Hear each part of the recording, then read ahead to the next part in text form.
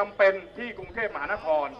จะต้องดำเนินการบรรยากาศการชุมนุมหน้ามหาวิทยาลัยรามคำแหงนะครับล่าสุดที่ผ่านมาทางด้านของผู้กำกับการสถานีตำรวจนครบาลวังทองหลางและผู้กำกับการสถานีตำรวจนครบาลหัวหมากนะครับมาพร้อมกับทางอธิการบดีมหาวิทยาลัยรามคำแหงในการมารับหนังสือนะครับจากแกนนำของนักศึกษามหาวิทยาลัยรามคำแหงพร้อมกับให้รับปากด้วยนะครับว่าจะดูแลปกป้องบรรดาผู้ชุมนุมที่มาชุมนุมบริเวณดังกล่าวและ